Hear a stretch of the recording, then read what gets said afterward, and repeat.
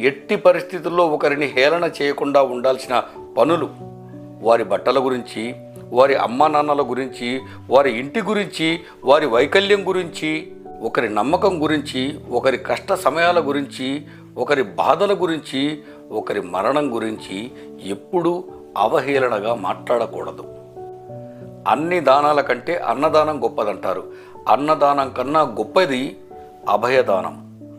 అన్నం ఒక పూట బతుకనిస్తే అభయదానం ఒక జీవితాన్ని ఇస్తుంది, జీవితకాలం బతకనిస్తుంది, జీవితాన్ని నేర్పిస్తుంది, జీవితాన్ని ముందుకు నడిపిస్తుంది.